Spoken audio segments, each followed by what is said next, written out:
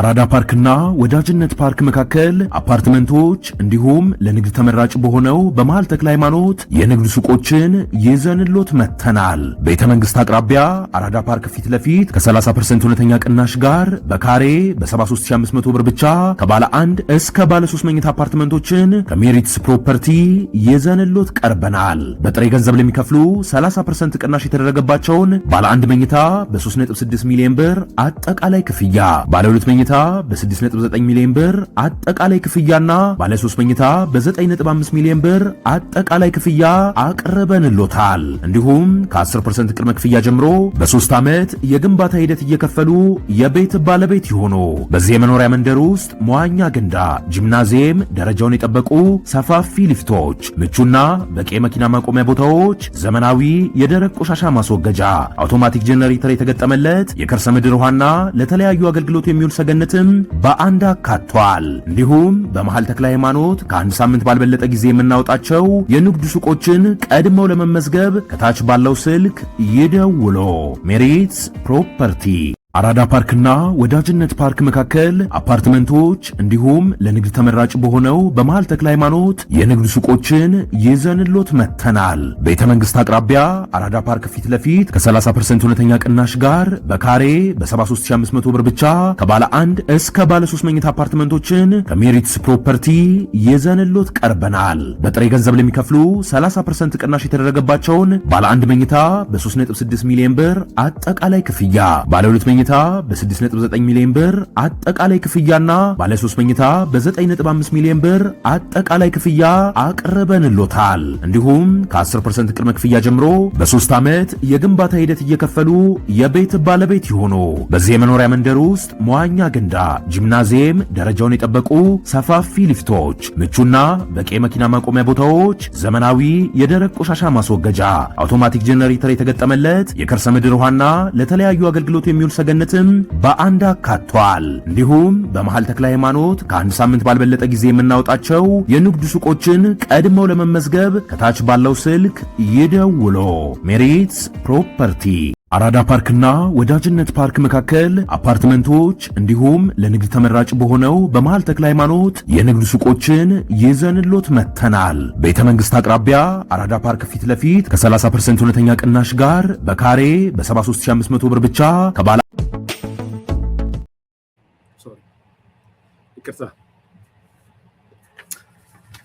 አሁንም በጣም እንትን አላችሁ ማለት ሌላ ጊዜ በደንብ ዲስከስ ወይ ነገም በዝርዝር ማምጣት ይችላልው።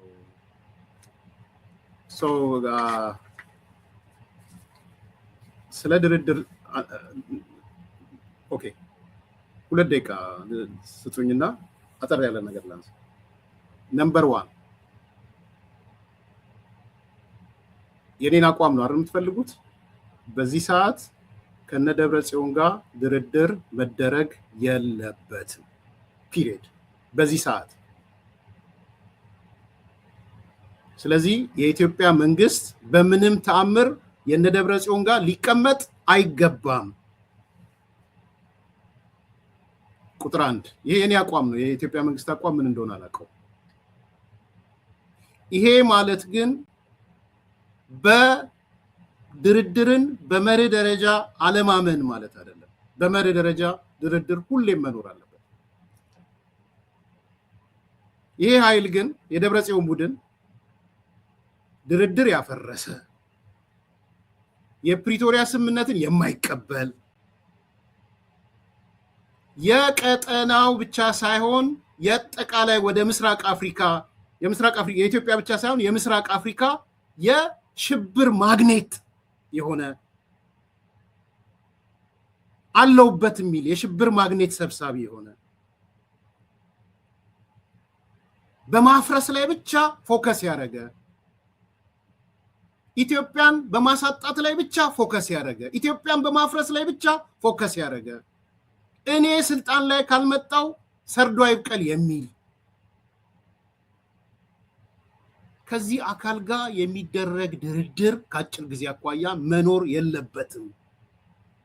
የኢትዮጵያ መንግስት እሺ ብሎ ከገባ እንደ ሽንፈት ነው የምቆጥረው ነው ያልኳቸው። ደብረ ጽዮን አምጥቶ ካስቀመጠ እነ ማን ነው ይሄ ሌሎቹን የህወሓት ሰዎችን አምጥቶ ካስቀመጠ የኢትዮጵያ መንግስት በእርግጥም ተሸንፏል ብዬ ነው ከአጭር ጊዜ አኳያ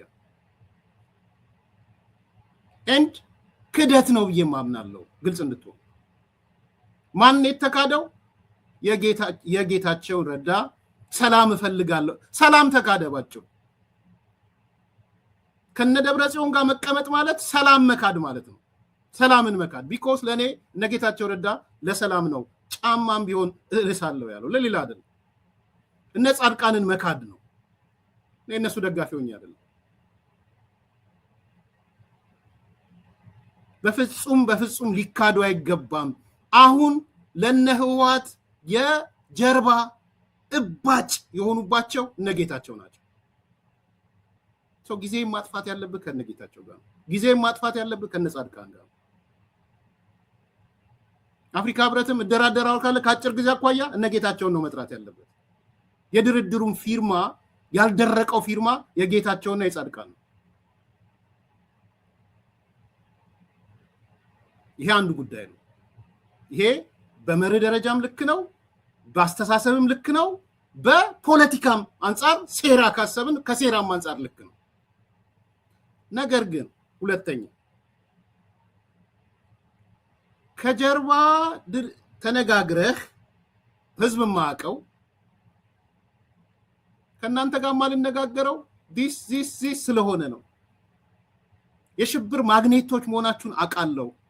የጥፋት ሁሉ ማግኔት መሆናችሁን አቃለው። የሻቢያ ጋር እየሰራችሁ እንደሆነ አቃለው። ከፋኖ ታጣቂ ጋር እየሰራችሁ እንደሆነ አቃለው።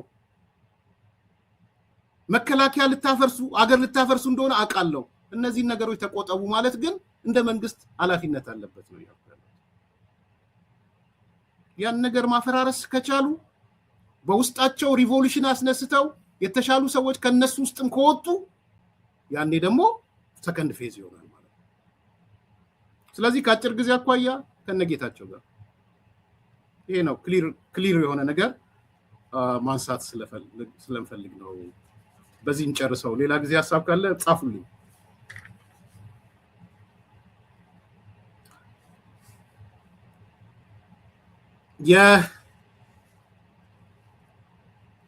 የጠቅላይ ሚኒስትር ዶክተር አብይ አህመድ ምላሽ ለትራምፕ ዛሬ ሌላው ኢንተረስቲንግ ቶፒክ ይሄ ነው።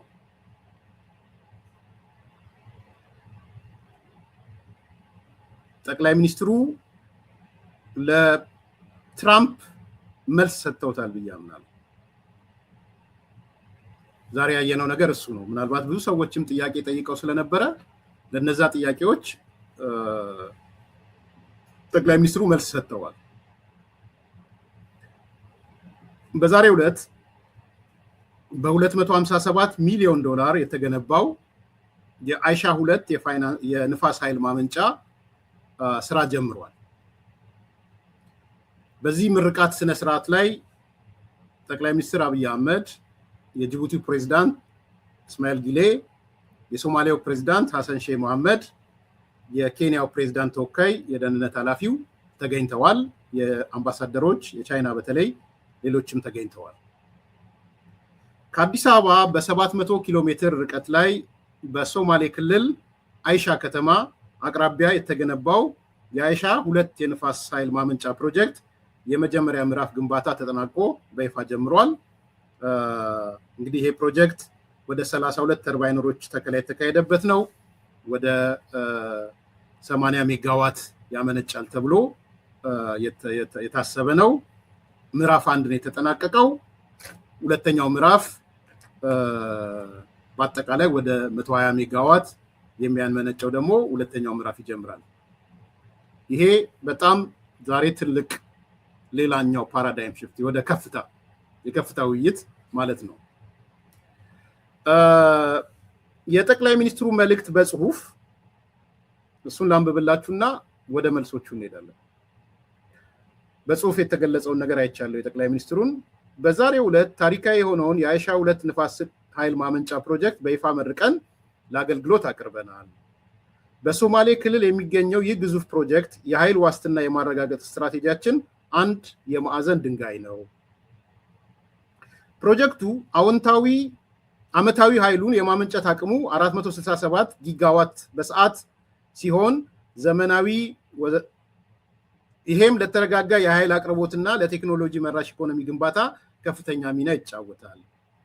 የአይሻ ስትራቴጂያዊ መልክዓ ምድራዊ አቀማመጥ ከምስራቅ አፍሪካ ቀዳሚ የንፋስ ኮሪደርነቱ ያለፈ ጠቀሜታ አስገኝቶለታል። ለጎረቤት ሀገራት ያለው ቅርበት ኢትዮጵያን የምስራቅ አፍሪካ የኃይል ንግድ ማዕከል ለማድረግ ላስቀመጥነው ግባችን መሳካት በተግባር ያረጋገጠ ነው የሚል ዛሬ እንግዲህ ብዙ ምስራቅ ኢትዮጵያ ደምቃ ነው የዋለችው። እኔ ሁሌም ምስራቅ ኢትዮጵያ ደምቃ ስትታይ ደስ ይለኛል። ያ ማለት ምዕራቡ ሲጨልም ሰሜኑ ሲጨልም ወይ መሃሉ ሲጨልም እያልኩ አይደለም።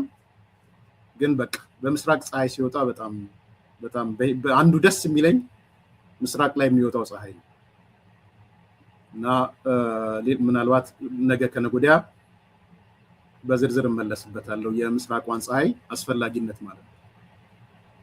በምስራቅ ፀሐይ እየወጣ ነው። ምንም ጥያቄ የሌለው ምስራቅ ፀሐይ እየወጣላት ነው። ምናልባት የተጠራቀመ የብዙ አመቶች ዕዳ ለዛ ህዝብ እየተከፈለው ነው። እንደ ዕዳ ነው የማየው።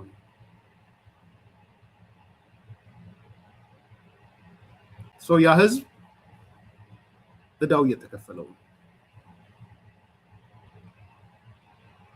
ብዙ የተረሳ የተተወ አልፎ ሄዶም ለሌላ ነገር ብቻ የሚፈለግ የተረገጠ ማህበረሰብ። ይሄ እውነት ነው። አጋጣሚውን አግኝተን 2 3 4 ወደዛ አካባቢ ሄድን ሰዎች ማረጋገጫችን እሱ ነው። ፖለቲካሊ የተረገጠ፣ ኢኮኖሚካሊ የተረገጠ፣ በሚሊቴሪ አቅም የተረገጠ፣ በብዙ ነገሮች ባይተዋር ሆኖ የኖረ ህዝብ ነው። ምን ይሄን በአይን አይቼ ነው ምስክርም ሆነ። አንዳንዴ የሶማሌ ወጣቶች ኢትዮጵያ ማለት ነው፣ አሁን ኢትዮጵያ ሶማሌ ስል ቅር እንዳይላችሁ ለመለየት ስለምፈልግ ነው። ባይተዋርነት ተሰማን ሲሉ ፊል አደርጋለሁ። እኔ ሁሌ ነው የምነግራችሁ ያየሁትን ስላየው ማለት ነው።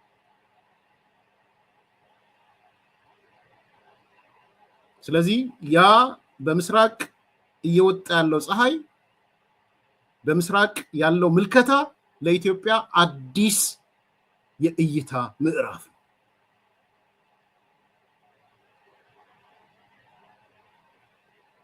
ትላንት ኢህአዴግ ለ27 ዓመት ሲሞራ እኔ ሁሌ ልንገራችሁ፣ ምናልባት እንዳትሰለቹኝ ደጋግሜ ስለምናገረው መጽሐፌም ላይ ጽፌዋለሁ። ሶማሌ ክልል ኢህአዴግ ሲባል ማስበው እኔ መሐመድ ድሪር ነው። በቃ መሐመድ ድሪር መቼም ከጭንቅላቴ ወጥቶ አያውቅም። ትልቅ ሰው ናቸው መሐመድ፣ አምባሳደር መሐመድ ድሪር ማለት ነው።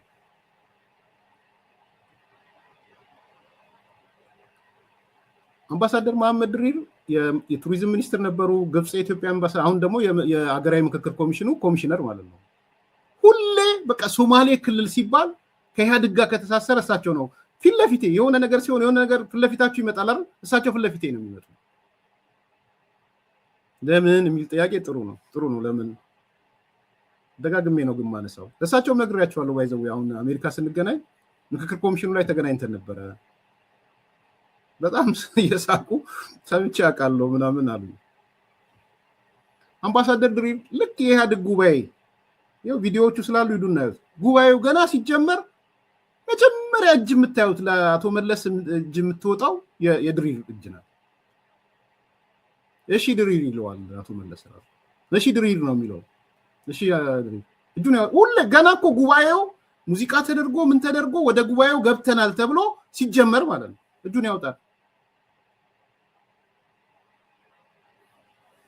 እሺ አምባሳደር እሺ ድሪር ነው የሚለው። ያው ፓርቲ አንተ ምናምን ስለሚባባል ዛሬም የሶማሌን ህዝብ ጥያቄ ይዤ መጥቻለሁ፣ የፓርቲን ጥያቄ ይዤ መጥቻለሁ። እባካችሁ ከአጋርነት ከሚባል ነገር አውጡንና የኢህአዴግ አንዱ አካል አድርጉን። በትንሹ እኔ 4 ጉባኤ ተሳትፌያለሁ በየ2 ዓመቱ ማለት ነው። 4ቱም ጉባኤ ላይ የድርድርን ጥያቄያቸዋል ያላችሁ ሰዎች መስክሩ። 4 ጊዜም የተሰጠው መልስ ግን አይቻልም ይተዋል። አጋር እንደሆንክ ነው የምትኖረው፣ ባይተዋር እንደሆንክ ነው የምትኖረው። በአንተ ጉዳይ ላይ እኛንን የምንወስንልህ። ይሄ ነው መልሱ። ኢንዳይሬክትሊ መልሱ ይሄ ነው። ለዲሞክራሲ አቅመ አዳም ስላልደረሳችሁ እኛ ውስጥ መግባት አትችሉም የሚል ነው። ዌል ዲሞክራሲ ላይ ልንከራከር እንችላለን። የኔን ሐሳብ ታውቁታላችሁ። what is the difference ደቡብ ውስጥ ያሉት የተወሰኑትና በሶማሌ መካከል? እናንተ በአጋርነት ነው የምትቀጥሉት። ኢኮኖሚያቸው ሲቦጠቦጣል። ሚሊቴሪውስ እነ ኳርተር ነው ያሉት። ሶማሌ ክልል ኳርተር ነው አላቃው ጀነራል ኳርተር። እስር ቤት አለ ጄሎ ጋዴን ምናምን እያሉ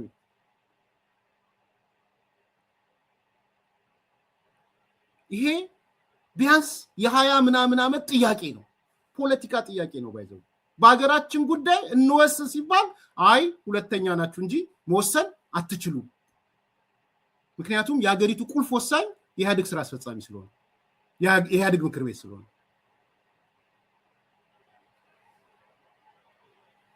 ዛሬስ ፖለቲካሊ የብልጽግና ጽህፈት ቤት ኃላፊ በምክትል ጠቅላይ ሚኒስትር ማዕረግ፣ ዛሬስ የፋይናንስ እና ኢኮኖሚ ወይም የገንዘብ ሚኒስትር። እኔ ይሄን እያየው ልክድ አልችልም። በነገራችን ላይ ፖለቲካውን አውቀዋለሁ። ምናልባት ብልጽግና ዴሊብሬትሊ ይመስለኛል የብልጽግና ጽህፈት ቤት ኃላፊ አደም ፋራን ያደረገው ዴሊብሬት ይመስለኛል።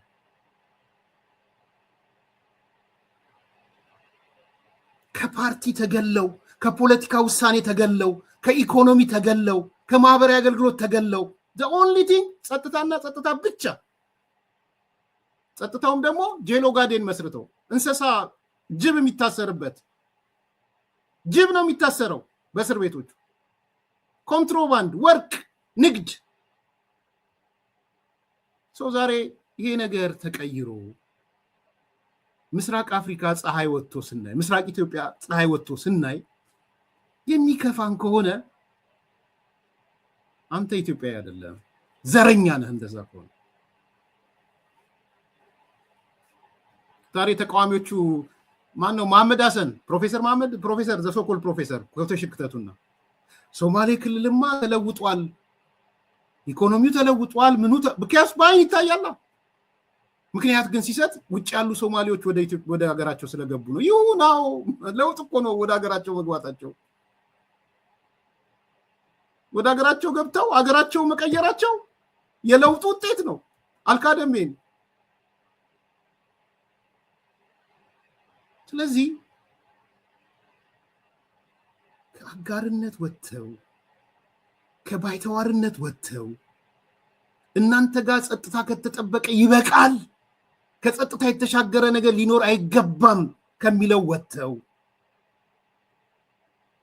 የኢኮኖሚው የኢትዮጵያ ኢኮኖሚ ትልልቅ አውታሮች ተገንብተው ስናይ ያንን ያላመሰገንን ምንም ልናመሰግን አንችልም። ልንገራችሁ፣ ወይ ዘረኞች ነን ለምን ለኔ ቦታ ካላላችሁ በስተቀር። ህዝብ ብዛትም ከታየ የህዝብ ወይ 3ኛ ነው ወይ 4ኛ ነው። ከትግራይ ህዝብ ይበልጣል በህዝብ ብዛት ባለኝ መረጃ። ስለዚህ it's a matter of opportunity ነው፣ እድል የመስጠት ጉዳይ ነው። የኢኮኖሚ እድል፣ የፖለቲካ እድል፣ የመልማት የማደግ እድል፣ ከሀገሪቷ አንጡራ ሀብት የመካፈል ጉዳይ፣ ፍትሃዊ የሆነ መከፋፈል ማለት ነው። የሰላም ጉዳይ ነው። መጨረሻ ላይ ደግሞ ሰላም ሲመጣ እንዴት እንደምትለማ ዛሬ ሶማሌ ክልል ምሳሌ። ይሄ ኦጋዴን ነፃ አውጪ ምናምን የሚባሉት ሰሟቸዋላችሁ አይደል? አሁን እነዚህ ወዲ ሻቢያ ምናምን የሚያንበለብሏቸው ኦጋዴን ነፃ አውጪ መጣ ምናምን መጣ። እንደ ድሮ አይደለም በነገራችን። ከመጤፍ የሚቆጥራቸው የለም። አሁን ይሄ ኦጋዴን ነፃ አውጪ ምናምን አንዱ ኬንያ አለ፣ አንዱ አውስትራሊያ አለ። እነ ሻለቃ ዳዊት ምናምን ሲያንበለብሉት አይታችኋል አይደል? ኦጋዴን ነፃ አውጪ እንዲመጥቶ በዚህ መንግስት ተቀይሞ ምናምን ሲሉ 10 አይበልጡ። ከልቤ ነው የምነግራችሁ። ይኸው እዚህ ሶማሊያ አለ አይደል? ከ10 አይበልጡም። የሚሰማቸውም የለም። ለምንድን ነው የሚሰማቸው ያጡት? ቢኮዝ ያ ህዝብ ሰላም ሰፍኖለት የሚያየው ነገር አግኝቷል። የኢትዮጵያ ትላልቅ ኢኮኖሚዎች ሽፍት እያደረጉ እንደሆነ ገብቶታል። ሽፍት ማለት ሌላ ቦታ ቀርቶ ማለት አይደለም። ነገ ከነገ ወዲያ የወደብ ጥያቄ ሲፈታ ደግሞ ሌላ ተአምር ነው የሚሆነው። ሌላ ብልጽግና ኖረም አልኖረም ሌላ ተአምር። ይህን እድል ሉዝ ማድረግ አይፈልግም። አሁን የሶማሌ ህዝብ በፖለቲካ ያገኘውን መብት፣ በኢኮኖሚ ያገኘውን መብት፣ በአገር ፍትሃዊ ተጠቃሚነት ያገኘው መብት፣ ሪሶርሱን ዩቲላይዝ የማድረግ መብት። ስለዚህ ዛሬ መጥተህ የኦጋዴን ነፃ አውጪ ከኛ ጋር ሆኗል የኦጋዴን ምናምን ብትሉ እነዛ እንጭፍጫቢዎች ናቸው። የሚሰማቸው የለም። ከልቤ ነው የምናገረው። ይሄን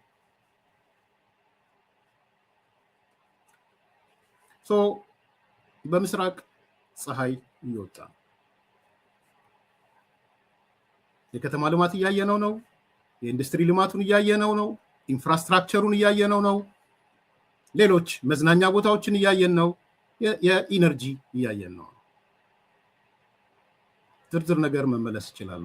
ለኔ በጣም ኮንግራቹሌሽን ነው የምላችሁ። ለሶማሌ ወንድሞቼ፣ ለኢትዮጵያ ወንድሞቼ እንኳን ደስ ያላችሁ። የምስራቅ ፀሐይ እየወጣ ነው። ፀሐይዋ እንዳትጠልቅ ስሩ። ሰላማችሁን ጠብቁ። ከጸረ ሰላም ኃይሎች ተጠበቁ። ይሄ መልእክቴ ነው እንደ አንድ ኢትዮጵያዊ። ይሄን ለማለት ደሜ ሶማሌ መሆን የለበትም። ኢትዮጵያዊ መሆን በቂ ነው። የቅናት ዛርም የለኝም። መቅናት ካስፈለገ እንዴት አድርጌ ሶማሌ ክልል የተገኘውን ሰላም እንዴት ለኔ ጋር ላምጣው ነው መቅናት ያለብን። የቅናት ዛር ከሆነም እሱ ቢሆን ነው ጥሩ። ኦብነግ የለም፣ ፈርሷል። ኦብነግ ቴንክ ዩ ሶማሌ ፈርሷል። ፍርስርሱ ነው የወጣው። ግማሹ ካቢኔ ገብቷል፣ ግማሹ ፌደራል መንግስት ጋር ያለው፣ ግማሹ ምናምን የለም ኦብነግ። እዚህ ግን ሻለቃ ዳዊት ኦብነግ አስቸጋሪ ሆኖ እየመጣ ነው፣ ኢትዮጵያ ልትፈርስ ነው። ኦብነግ የለም የለም ኦብነግ። ከምሬ ነው የምላችሁ። ኦብነግ የለም። አለ የሚሉን ከሆነ 2-3 ሰዎች አሉ። አንዱ አውስትራሊያ አለ፣ አንዱ ኬንያ አለ። ለኔ ይሄ ነው። ሌላ ጊዜ በዝርዝር እንመለስበታለን። ፋይዳውንም በምስራቅ ኢትዮጵያ አካባቢ ኢኮኖሚውን ስናተኩር ምንድነው የምናገኘው ፋይዳ? ለሌላው ለመሃሉ ጠቀሜታው ምንድነው? ለሰሜኑ ጠቀሜታው ምንድነው? ለደቡቡ ጠቀሜታው ምንድነው? በደንብ እንመለከታለን። የሁሉም ደስታ ነው። የሰሜኑም ደስታ ነው፣ የመሃሉም ደስታ ነው፣ የደቡቡም ደስታ ነው፣ የዳሩም ደስታ ነው። ሌላ ዳር አለ። አንዱ የተጎዳበት አንዱ የተጠቀመበት አይደለም። ይሄ መቀናናት ከሆነም አንዱን ጎርቶ አንዱን የመጥቀም ጉዳይ አይደለም። ወይም እንደምትሉት ገዢው መደብ ከሶማሌ ስለመነጨ አይደለም። ይሄንን እንወሰድና ለዛሬ ግን ትንሽ ማንሳት እንፈልገው የጠቅላይ ሚኒስትሩ ምላሽ ለአሜሪካው ፕሬዝዳንት ዶናልድ ትራምፕ የሰጠው ምላሽ በኔ በኩል መልስ አሰጣጡንም ወድጀዋለሁ። የጠቅላይ ሚኒስትሩ ቀጥተኛ መልስም ሰጥቷል፣ ቀጥተኛ ያልሆነ መልስም ሰጥቷል። ሁለቱንም አካሄድ ወድጀዋለሁ።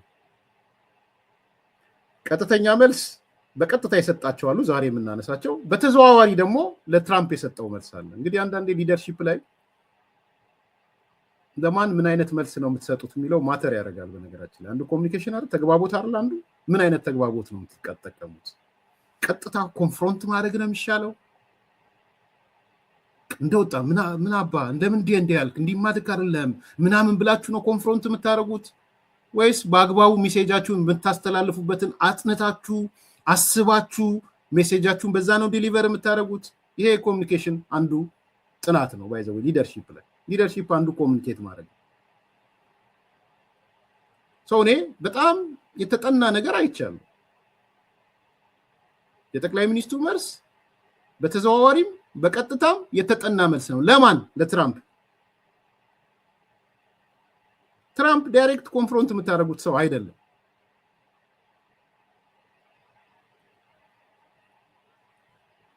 አልመሰለኝም። እኔ ሳየው የሰውየውን ባህሪ ሳይ ዳይሬክት ኮንፍሮንት የምታደርጉት ሰው አይደለም። ይሄ ማለት መሸነፍ መድከም ምናምን አይደለም። ወዳጅ ነህ ብለህ ያሰበውን ሰው ሲዘረጥጥ አይተህ ማክሮን እንዴት እንደዘረጠጠው አይታችኋል። የካናዳውን እንትን እንዴት እንዳደረገው አይታችኋል። ሶ ሁሌ በምን መልኩ ነው ኮሚኒኬት የማደርገው? ራሱን የቻለ ጥበብ ነው ይሄ። ጥበብህን ተጠቅመህ ሜሴጅህን ማስተላለፍ ማለት ነው። ኮሚኒኬሽን እሱ ትልቅ ስኪል ነው። በነገራችን ላይ ይሄ እንደ ፐርሰናል ስኪልም ነው። ለአንዳንድ ሰዎች በቀጥታ ኮንፍሮንት የምታደርጉት አለ፣ በቀጥታ ደግሞ የማትመልሱት መልስ አለ እና በተዘዋዋሪም በቀጥታም ነው መልስ የተሰጠ። የለም ላይፍ ኤክስፒሪየንሳችሁ ላይ እንደሱ የለም። ለሁሉም በኩል ደረጃ ነው ባርክ የምትጩት የምትናገሩት አይደለም። ይሄ ፐርሰናል ላይፋችን ላይ ያለ ነው።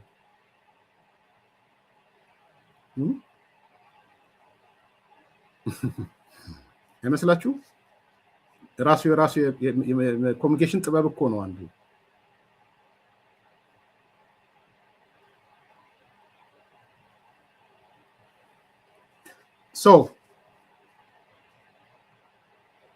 ጠቅላይ ሚኒስትሩ በቀጥታም በተዘዋዋሪም መልስ ሰጥቷል። ሶስቱን ቶሎ ቶሎ አነሳላችኋል።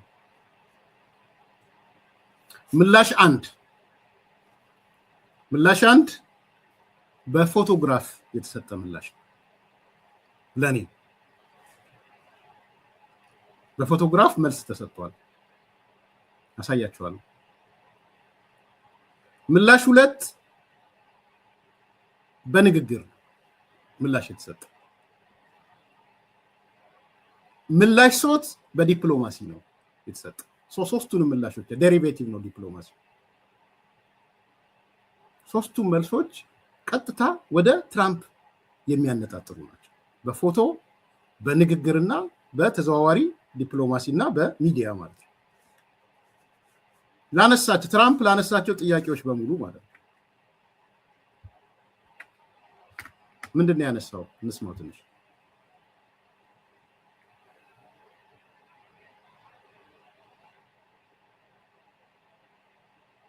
Ethiopia, it's one of the largest dams in the world.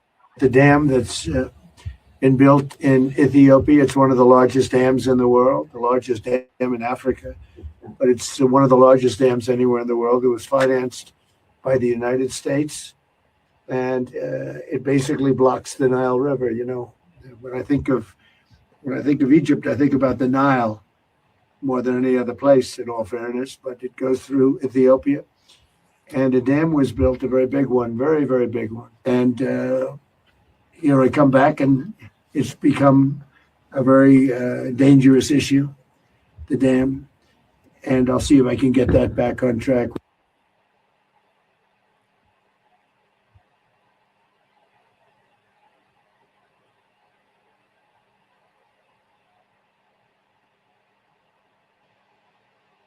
Ethiopia, like, still got to work it out. Egypt and Ethiopia, like, still got to work it out because they put a dam up in Ethiopia that stops the flow from a little river called the Nile. I always think of the Nile being in Egypt, you know, beautiful Nile with the pyramids, but they put a dam up. You know who paid for the dam? The United States of America. It's the biggest dam, I think, in the world. They put a dam up. I said, how did you let that happen? Why would we have done that? We financed it, this country. I don't know. Maybe it was a Republican president, but I don't think it was. I think it was a Democrat. But what a terrible thing. So Egypt basically is, they don't have enough water in the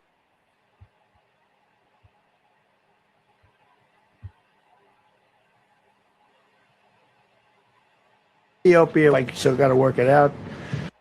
Egypt and Ethiopia, like, still got to work it out because they put a dam up in Ethiopia that stops the flow from a little river called the Nile.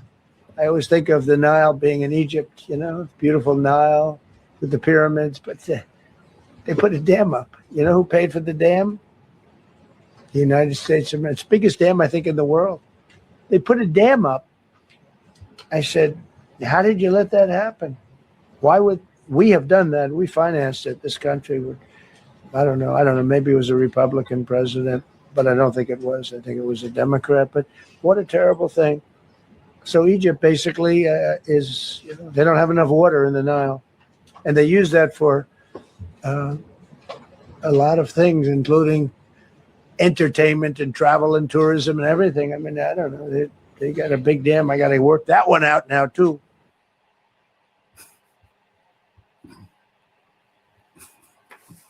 በጣም የሚገርም ሰው እኮ ነው። ዛሬ መልስ ተሰጥቶታል ብዬ አስባለሁ። ማለት በሶስት ነገር፣ አንደኛው የፎቶ መልስ ነው። የፎቶ መልስ የተሰጠው ኢቭን ያ ፎቶ የተለጠፈው በአሜሪካ ኤምባሲ፣ በኢትዮጵያ የአሜሪካ ኤምባሲ ነው የተለጠፈው። አይ ሆፕ ብዙ ሰዎች አይታችሁታል፣ ሐሳብም አንስታችሁበታል ሊሆን ይችላል። ይሄን ስታዩ ምንድነው የነገራችሁ? ይሄ ከዩኤስ ኤምባሲ ነው የወሰድኩት። ከዲፒቲ ሴክሬታሪውና ከጀነራሉ ጋር ፎቶ ነው የተነሳው ጠቅላይ ሚኒስትሩ። ከፎቶ ጀርባ ምንድነው የተመለከታችሁት? አንዱ መልስ ይሄ ነው። ምክንያቱም ትራምፕ ናይል ማለት ግብጽ ውስጥ ያለ ነው ሲለው፣ አይ ግብጽ አይደለም፣ ግብጽ ሳይሆን እቺ ኢትዮጵያ ናት። በፎቶ ዘመናዊ መልስ ነው የመለሰለት። እንደውም ከሆነ ሰዎች ጋር ሳወራ ኤምባሲው አይ ቲንክ ሌላ ፎቶ ቢኖረው ኖሮ ሜቢ ኤምባሲው ይለጥፍ ነበር።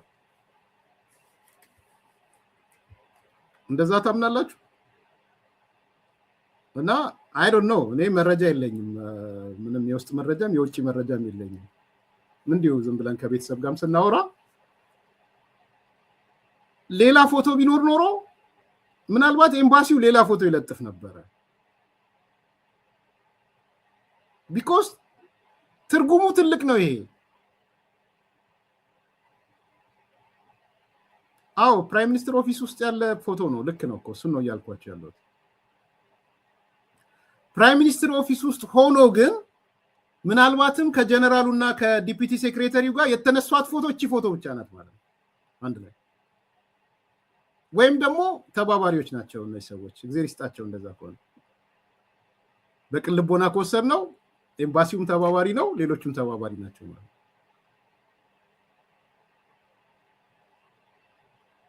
ምክንያቱም ትራምፕ መጣና ናይል ማለት ግብጽ ተጀምሮ ግብጽ የሚያልቅ አድርጎ ነው የሳለው የነገሩትም። ይሄ በኤምባሲ ደረጃ የተለጠፈ ፎቶ ነው። የአሜሪካ ኤምባሲ ነው የለጠፈው። ኢትዮጵያ ያለው የአሜሪካ ኤምባሲ ነው። አይ ትራምፕዬ አትሳሳት፣ የአባይ ወንዝ መገኛው ኢትዮጵያ ነው፣ 80 ምናምን በመቶ ወንዙ የኛ ነው። ኦኬ የኛ ነው። እንደገና ላሳያችሁ፣ ኧረ በደንብ አሳያችኋለሁ። እኔ ደስ ብሎኝ ስላየሁት ይኸው እዩት። ይሄን ዩኤስ ኤምባሲ አዲስ አበባ ነው የለጠፈው። ዩኤስ ዲፓርትመንት ኦፍ ስቴት ዲፒቲ ሴክሬታሪ ክሪስቶፈር ለንደን ኤንድ ዩኤስ አፍሪኮም ኮማንደር ጀነራል አንደርሰን ሃድ ምናምን ብሎ የለጠፈ ማለት ነው። ከለርድ ስላልሆነ ይቅርታ እንግዲህ ከለርድ አለም ነገር ያለው። ስለዚህ በኤምባሲ ደረጃ የተለጠፈ ከጀርባ የአባይ ወንዝን ያደረገ ስለዚህ ትራምፕ አንዱ የጠየቀው ነገር አይቶት ብሎ አባይ ወንዝን ናይልን የግብጽና የግብጽ አድርጎ የወሰደበት ነገር ግን የኢትዮጵያ ነው የሚል ነው። አንዱ መልስ ይሄ ነው። እንደገና ሳየን ያልከው ኢትዮጵያዊት አይ ቲንክ የሚበቃ መሰለኝ። ኤምባሲውም ተባብረዋል፣ ሌሎችም ተባብረዋል። ወይም ደግሞ አንዲት ፎቶ ብቻ ነው የተነሱት። ደግሞ ጠቅላይ ሚኒስትሩ እንደዚህ አይነት ፎቶ እንደሚነሱ አንዳርጋቸው ጽጌም ነግሮናል አይደል? አንዳርጋቸውም ነግሮናል አይደል? የመጀመሪያ ጊዜ ቤተመንግስት ከሄድኩ በኋላ ፍጹምን ጠራውና እና ፎቶን እነሳ ከአንዳርጋቸው ብሎ ፎቶውን አነሳው። ከዛ በኋላ ፍጹም ሳልወጣ ለጠፈው ብሎ ሲናገር ሰምቼዋለሁ። ኢስ ዋን የአንዱ የኮሙኒኬሽን ሜተድ ነው ማለት ነው። ሁለተኛው ግን ዛሬ ለብዙዎች ጥያቄ የሆነውን በቀጥታ መልስ ሰጥቷል ጠቅላይ ሚኒስትሩ። እኔ ለተጠየቀ ጥያቄውን ላነሳችሁ ሰዎች መልስ ነው ብዬ ነው የማስበው። ሁለተኛው በንግግር ማለት ነው። ምንድነው ያለው? እጠቅሳለሁ። በኢትዮጵያውያን ታስቦ እቅዱ ማለት ነው በኢትዮጵያውያን ሀብት ብቻ የተገነባው የህዳሴ ግድብ ለኛ ኢትዮጵያውያን ኩራት፣ ለመላው አፍሪካ ደግሞ የምሳሌነት ምልክት ነው። ሰው እንድታሰምሩልኝ የምፈልገው ምንድነው? በኢትዮጵያውያን ሀብት ብቻ የምትለው እንደውም ጠበቅ ያደርጋታል። እኔ ሊሆን ይችላል ስሰማው፣ እናንተ ስሙና ፍረዱ። ግን ጠበቅ ሀብት ብቻ የምትለው ማለት ነው። ይሄ በድምጽ ዛሬ የተሰጠ መልስ ነው። እኛም ያቀድነው እኛም ነን ፋይናንሳችን። ስለዚህ ትራምፕዬ የምታወራው ይሄ ገንዘብ ሰጠዋቸው በእኔ ገንዘብ ነው የተሰራው ምናምን የምትለን ነገር ትክክል አይደለም። በእኛ በኢትዮጵያውያን ሀብት ብቻ ነው የሚለው እና ጠበቅ ብላለች ብዬ አስባለሁ። ካላስተዋላችኋት ላሰማችሁ። ሱበት ጊዜ እንደሆነ ያመላክታል። ሶስተኛውና አራተኛው ኳርተር የአፍሪካ ዘመን የመሆን እድሉ በጣም ከፍተኛ ነው። ይህም የሆነበት ዋናው ምክንያት ከ25 ዓመት በኋላ በዓለም ላይ ካሉ 4 ሰዎች አንዱ አፍሪካዊ ከመሆኑም ባሻገር በአፍሪካ ውስጥ ያለው ወጣት ጄኔሬሽን አሁን ያለውን የቨርቹዋል ዓለም በትክክል አንብቦ መጠቀም ከቻለ ለመስራት፣ ለመፍጠር፣ ለመስፋት እድል ያለው ወጣት ኃይል የሚኖረው በአፍሪካ ነው። በዚህ ምክንያት በሁለተኛው ኳርተር የ21ኛው ክፍለ ዘመን ጥሩ ዝግጅት ያደረጉ ፋውንዴሽን የጣሉ የአፍሪካ ሀገራት በሶስተኛውና በአራተኛው ኳርተር በዓለም ከፍተኛ እድገት ካላቸው ሀገራት ተርታ የመቀላቀል እድላቸው በእጅጉ የሰፋ ነው።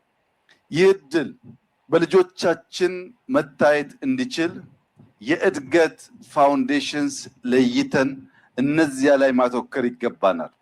አንደኛው በህፃናት ላይ ያተኮረ ትምህርት ነው። በህፃናት ላይ ያተኮረ ትምህርት እነሱን ለነገ ስለሚያዘጋጅ።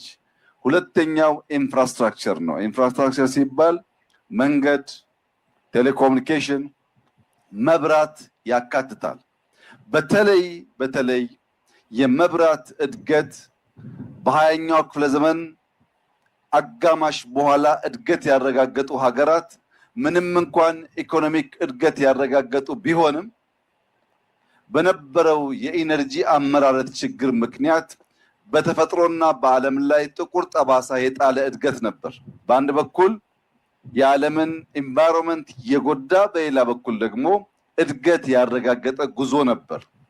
እኛ በ21ኛው ክፍለ ዘመን አጋማሽና ከዚያ በኋላ ኢትዮጵያ ውስጥ፣ አፍሪካ ውስጥ እድገት እንዲመጣ የምናስበው ተፈጥሮን በሚጎዳ መልክ ሳይሆን ከተፈጥሮ ጋር በስምምነት ተፈጥሮን ሳንነካ የሚረጋገጥ እድገት ለማምጣት ነው። ለዚያ ሁነኛው መድኃኒት ደግሞ ክሊን ኢነርጂ ላይ ማተኮር ነው። ኢትዮጵያ በደፈን አፍሪካ እንደሚታወቀው ካላት የኢነርጂ ሶርሶች ከሞላ ጎደል ከክሊን ኢነርጂ የሚመረቱ ናቸው።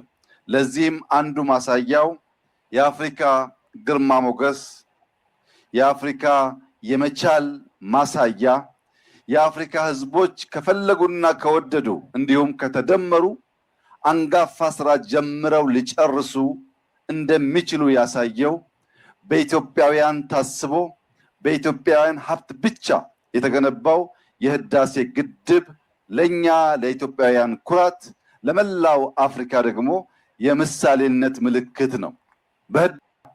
የአፍሪካ ህዝቦች ከፈለጉና ከወደዱ እንዲሁም ከተደመሩ አንጋፋ ስራ ጀምረው ሊጨርሱ እንደሚችሉ ያሳየው በኢትዮጵያውያን ታስቦ በኢትዮጵያውያን ሀብት ብቻ የተገነባው የህዳሴ ግድብ ለኛ ለኢትዮጵያውያን ኩራት፣ ለመላው አፍሪካ ደግሞ የምሳሌነት ምልክት ነው።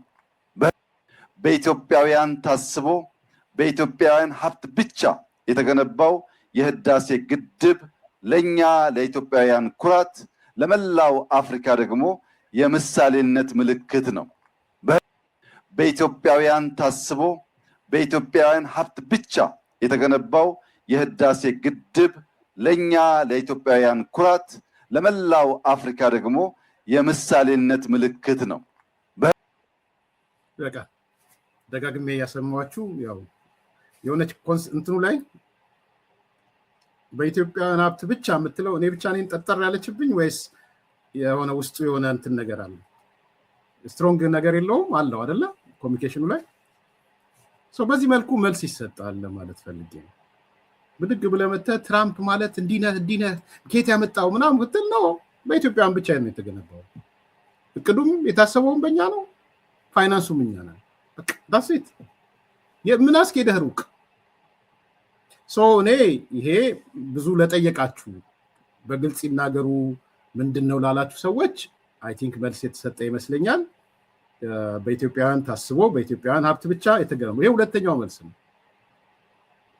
አይ ቲንክ ሶስተኛና የመጨረሻው ዲፕሎማሲው ነው። ዲፕሎማሲው መልስ ሰጥቷል። የዲፕሎማሲ ማለት አንተ የቀረብካቸው ሰዎች እንዲናገሩልህ የምታረግበት፣ ተናገሩልኝ ላትላቸው ትችላለህ ተብሎም ነው ብዬ አላምንም። ግን አንተ በሰራኸው ዲፕሎማሲ እንደ ሀገር ነው እያወራለሁ ወይ እንደ ግለሰብም ሊሆን ይችላል። በዛ ዲፕሎማሲ ውስጥ የከተትካቸው ሰዎች በዓለም አደባባይ ወጥተው ደግሞ ሲመሰክሩልህ ሶስተኛው ማረጋገጫ ይሆናል ማለት ነው። ያለፈው ሳምንት አንዱ ትልቅ ነገር ያገኘ ነው በዲፕሎማሲው ፓርትም ምናልባትም በሚሊዮን ዶላሮች የማይገኝ ለሶስት ለአራት ሎቢስቶች ቀጥረህ ለሴኔተሮች ለሶስት ለአራት ሴኔተሮች ከሚናገሩት በላይ የሆነ በሚሊዮኖች አድማጭ ያለው ኢንተርቴይንመንት ላይ ያሉ ሰዎች የሚያዳምጡት ፖለቲከኞች የሚያዳምጡት የተነገረበት ነው። ሶስተኛው መልስ እሱ ነው። እሱም ከባዶ አልተገኘም፣ የዲፕሎማሲ መልስ ነው።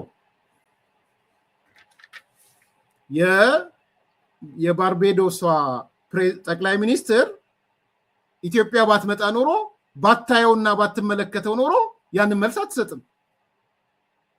ሂድና የውን ያለችው ራሱ እንትናን ራሱ ትሬቨር ኖዋን ሂድና ራስም የውን ያለችው። ስለዚህ ሶስተኛ ዲፕሎማቲካሊም በጣም ልባችንን ያሞቀ እንግዲህ ልብ መሞቅ የሚባል ነገር የሚሞቃል አይሞቅም ሌላ ጉዳይ ከሆነ እኔ ሳምንቱ ሙሉ ይሄንን ሳስበው ልቤ የሞቀበት ነው። ብዙዎች እርር ድብን እንዳሉ አይቻለው። ልባችንን ግን ለኢትዮጵያውያን ልባችንን ያሞቀ የዲፕሎማሲ ክስመት ሳይሆን የዲፕሎማሲ ኩስምና ሳይሆን የዲፕሎማሲ ውጤት ያየንበት ያ የዲፕሎማሲ ውጤት you can imagine እንዴት ስንትና ስንት ሺህ ተቆራርጦ እንደተላለፈ እዩት። ሙሉ ፕሮግራሙን ብቻ ሳይሆን እኔ እንኳን ይሄው ለሁለተኛ ጊዜ ይዤው ልመጣ ነው። ሲመጣ ሲደማመር በየቦታው እቺ ፓርቷ ስንት ቦታ እንደተላለፈች ማየት ትችላላችሁ። የግዴታ መደብ ሙሉ ፕሮግራም ብቻ አይደለም። ከዛ ውስጥ የኢትዮጵያ መንግስት ራሱ እንደ መንግስት አምጥቶታል፣ እኛ እንደ ግለሰብ አምጥተነዋል፣ የተለያየ ሚዲያዎች አምጥተውታል።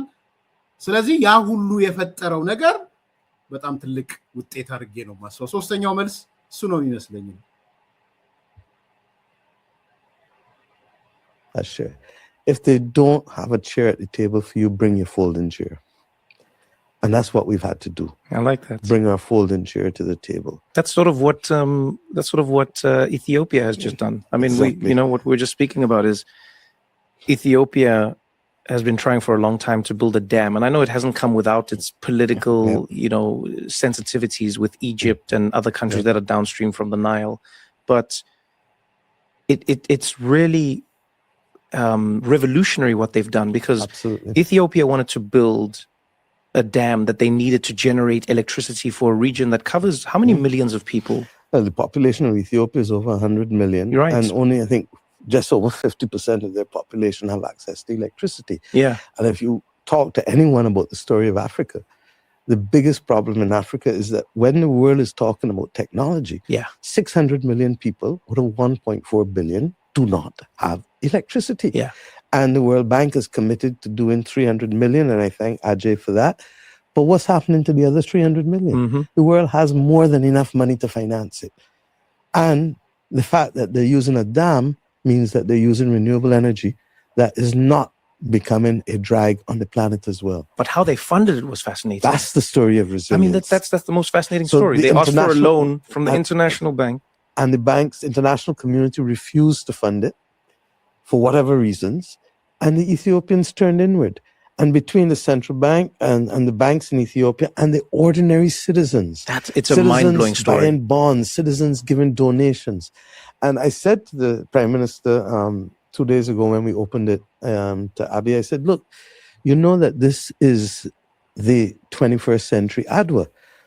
And for those who don't know about Adwa is the battle where Ethiopia beat Italy in 1896. Nobody believed it would have happened. And Ethiopia came together, and it took them, I think, almost 2 years in the long trek, and they rose majestically. Adwa is what led to the beginning of the Pan-African movement. The New York Times, when you go to the museum in Addis Ababa that commemorates Adwa, you see the New York Times articles showing that this little African country, that's their mind, oh mind, is much bigger than Italy, beat the great Italians. And out of this then came the entire movement that, guess what, Black people can achieve something after centuries of domination and subjugation. And out of that came the glory of the Pan-African movement, the conferences, ultimately the 1945 Manchester Conference, which really was the last major one before the independence movement, and Nkrumah and all of the others coming out. So for me, this engineering feat is the biggest dam in Africa. It's like 2 kilometers wide, 550 feet high. I mean, you have to see it to believe it. I've never seen water move at that speed. And even after they take the water that they need for the dam to generate the electricity, the overspill is coming down with a ferocity that I've never seen it. And that they could do it when the world said no. It took them 14 years, but they did it. So do you think there's a future where... ዋው! ይሄ ታዲያ ሳምንት ሙሉ ልባችንን ካላሞቀ ሊያሞቁ ነው። ሳምንቱ ሙሉ ሊያሞቀን የሚገባ ነገር ነው አይደል? በጣም ደስ ይላል። በጣም የመጨረሻ መልእክቴ ይድረስ ለኢትዮጵያ መንግስት ጠቅላይ ሚኒስትር ጽህፈት ቤት ኢንክሉዲንግ ጠቅላይ ሚኒስትሩ ማለት ነው። ይድረስ ለውጭ ጉዳይ ሚኒስትር ጽህፈት ቤት ወይም ሚኒስትሩ። ይድረስ በአሜሪካ ለኢትዮጵያ አምባሳደር። የአዲስ ኮምፓስ ርዕሰ አንቀጽ ነው። የጠቅላይ ሚኒስትር ጽህፈት ቤት ወይም ጠቅላይ ሚኒስትሩ፣ የውጭ ጉዳይ ጽህፈት ቤት ወይም ውጭ ጉዳይ ሚኒስትሩ፣ በአሜሪካ የኢትዮጵያ አምባሳደር ኤምባሲ ወይም አምባሳደር ብናልፍ ጊዜ ሳታጠፉ ትሬቨር ኖዋን ኢትዮጵያ ጋብዙት። እደግመዋለሁ። ወጪ ካልቻላችሁ አዲስ ኮምፓስ መዋጮ ይጠይቃል። በይፋ ወጥቶ እዚህ ትራንስፓረንት የሆነ መዋጮ ይጠይቃል። ይጎላችኋል ብዬ አላስብም። ትሬቨር ኖዋ ኢትዮጵያ መሄድ አለበት። ኢትዮጵያ ተገኝቶ ጠቅላይ ሚኒስትሯ እንዳለችው በአካል ማየት አለበት። ቀጥሎ ያለውን ሌላ ኦፕን ሌተር አቀርባለሁ ከዛ በኋላ ለጠቅላይ ሚኒስትሩ የሚሳኖት አይመስለኝም። ጠቅላይ ሚኒስትር ጽህፈት ቤት የሚሳናቸው አይመስለኝም። ውጭ ጉዳይ ሚኒስትሩ ወይም ሚኒስትራል ጽህፈት ቤት የሚሳናቸው አይመስለኝም። የኢትዮጵያ ኤምባሲ የሚሳናቸው አይመስለኝም። ቢያንስ በባርቤዶሷ ጠቅላይ ሚኒስትር በኩል ማግኘት ይቻላል። this is not ሎቢ እንትን ማድረግ አይደለም። ያነሳኸውን ነገር በሪል መሬት ላይ ናና ኤው ብሎ መጋበዝ ማለት ነው። እውነተኛውን ገጽታ ናና ኤው በአካል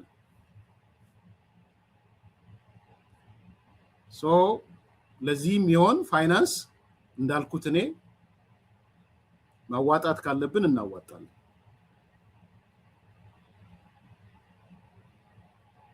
ይሄንን መልእክት ማስተላለፍ ፈልጋለሁ። ሰሞኑን ምናልባት ሳምንቱ ሙሉ አንድ የአርሴናል የእግር ኳስ ተጫዋች እኔም ወደዋለሁ በጣም ብዙ ኳስ በመከታተል ሰዓት የነበረ ጎበዝ ተጫዋች ነው። ሳምንቱ ሙሉ ዛሬ ኢትዮጵያ ነው ያለው አይቼዋለሁ። ፈረንሳይ ነው መሰለኝ ከነ ኃይሌ ገብረስላሴ ጋር አድዋ እንትን ሌሎች ቦታዎች ማለት ነው። ሳኛ አርሰናል ደስ የሚል ነው እሱ። እኔ በጣም ነው ደስ ያለኝ። እንደዚህ አይነት ስራዎች ባካሪ ሳኛ ፈረንሳይ ማለት ነው። ግን የምናውቀው እኔ በአርሴናል ነው የማውቀው። አንድ ከፍ ያለ እርከን ነው ይሄ።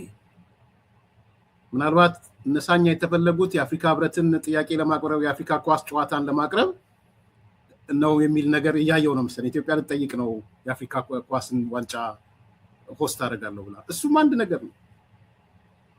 ግን እነ ትሬቨር ኖዋ ከተናገሩት በላይ የህይወት ምስክር ሲሆኑና የአካል ምስክር ሲሆኑ ኢቴልስ የለውት የሚሊዮን ዶላሮች መልስ ነው። እና ኦፕን ሌተር ነው ያቀረብኩት። ቁረጡና ኦፕን ሌተሩን ቲክቶክ ምናምን ስላለ አስተላልፉልኝ። ትሬቨር ኖዋ ወደ ኢትዮጵያ ተጋብዞ ይምጣ፣ ይመልከትና ያየውን ነገር ደግሞ ይንገረ። ላይክ አርጉ፣ ሰብስክራይብ አርጉ፣ ሼር አርጉ።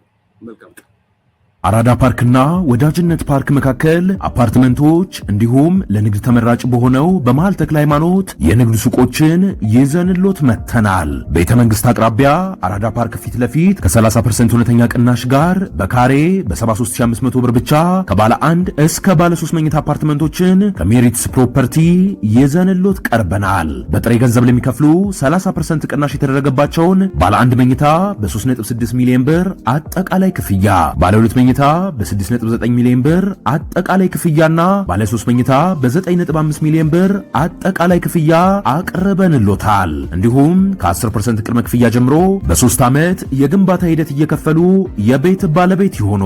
በዚህ የመኖሪያ መንደር ውስጥ መዋኛ ገንዳ፣ ጂምናዚየም፣ ደረጃውን የጠበቁ ሰፋፊ ሊፍቶች፣ ምቹና በቂ መኪና ማቆሚያ ቦታዎች፣ ዘመናዊ የደረቅ ቆሻሻ ማስወገጃ፣ አውቶማቲክ ጄኔሬተር የተገጠመለት የከርሰ ምድር ውሃና ለተለያዩ አገልግሎት የሚውል ሰገነትም በአንድ አካቷል። እንዲሁም በመሃል ተክለ ሃይማኖት ከአንድ ሳምንት ባልበለጠ ጊዜ የምናወጣቸው የንግድ ሱቆችን ቀድመው ለመመዝገብ ከታች ባለው ስልክ ይደውሎ። ሜሪትስ ፕሮፐርቲ አራዳ ፓርክና ወዳጅነት ፓርክ መካከል አፓርትመንቶች እንዲሁም ለንግድ ተመራጭ በሆነው በመሃል ተክለ ሃይማኖት የንግድ ሱቆችን ይዘንሎት መተናል። ቤተ መንግስት